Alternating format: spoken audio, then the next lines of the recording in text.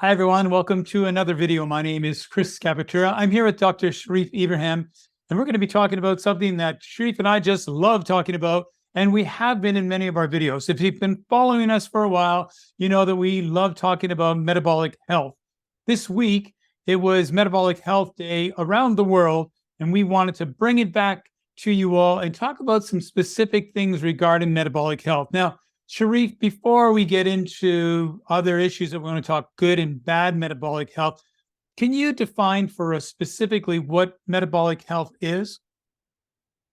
Thank you, Chris. This is a very important topic, and basically, metabolism means how the body converts food into energy. And as we spoke about this previously, many people think there is an engine somewhere in the body where the body put this food into that engine, and this engine convert food into energy usable by the body. No, there is no engine. The body do all these processes at the cellular level. And that is where metabolism matters, because we know that the main fuel in the body is glucose, which is sugar. If we are able to send this sugar or glucose into the cells to produce energy, that is going to be a good metabolism. And the other way around, if we are not able to do this process and the food or the glucose is diverted away from cells to be stored as fat, this is bad metabolism.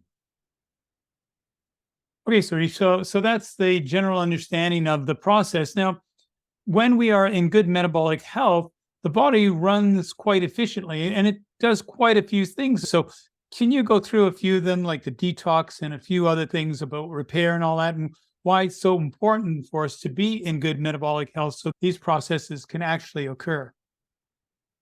Yes, I think it's strange enough, and so many people actually, they get very much surprised when we say that 70%, almost 2/3 of our energy goes to support life-sustaining activities of the body. For example, the breathing, the heart, and the circulation.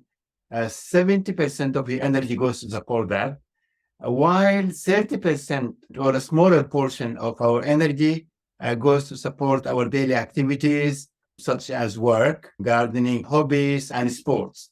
What we do actually with this energy, if we're going to talk specifically about what we are going to use this energy for, it is mainly for powering the body to run these activities, as we mentioned, but also to detoxify, because when you have got all these energy processes going on, then there is waste coming out of that, and then the body has to get rid of that waste.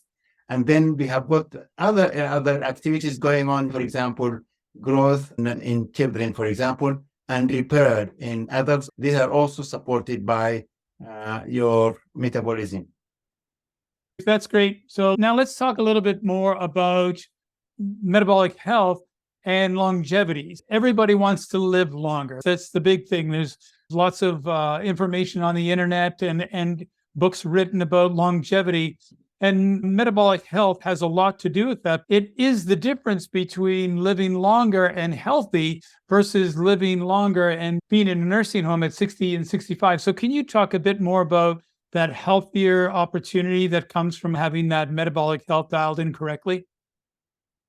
This is a very important area to touch on, because, yes, I mean, all the effort which has been happening over the last few decades was focused on how to make this human being live longer. And we have achieved quite a lot, because if you go back to the 1900s, then the average age in the UK was 50. This has risen now to 80 something, you see, in the UK, and it has gone up actually to something like 90 something in some countries like Japan, for example. I think the life expectancy in Japan is 92. Most of people live up to their 90s. So I think, yes, we have achieved this point, but the negative consequences that has happened was that actually we are living long, but in poor health. This is due to the accumulation of chronic diseases because of metabolism. So metabolism is causing all these chronic diseases, and that is limiting our quality of life, and it reduces our health span. So this is something which we should really address by correcting the metabolic processes. And if we can do that, that is going to help so many people, because if you can imagine the statistics, this is official statistics in the UK, is telling that the average person in the UK live something like 14 years of poor health towards the end of their life. As we know, the metabolic disease or the metabolic dysfunction is the gateway to most of the chronic diseases. For example, high blood pressure, diabetes, heart disease, dementia, for example, even cancer. These are all metabolic diseases. So if we can do something about metabolism, we can reduce the load of chronic diseases, we can prolong the health span, and we can improve quality of life. So I think this is really something which is a big motivation actually for anybody working in this area of health, to help as many people as possible to improve their health span or to improve their quality of life by reducing the number of chronic diseases. We can reduce the number of people who goes towards the end of their life to care home and nursing homes.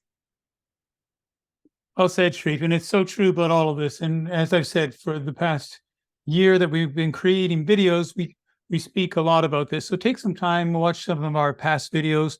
You'll find a lot of great information. And moving forward in the next couple of videos, we are going to talk more about metabolic health. As always, Sharif, thanks for your input. Thanks everyone for watching our video. We look forward to seeing you on the next one. Take care. Sharif and I appreciate you liking this video, and more importantly, remember to subscribe to this channel. There's a lot of content that we're going to be creating, and we don't want you to miss a single second of it.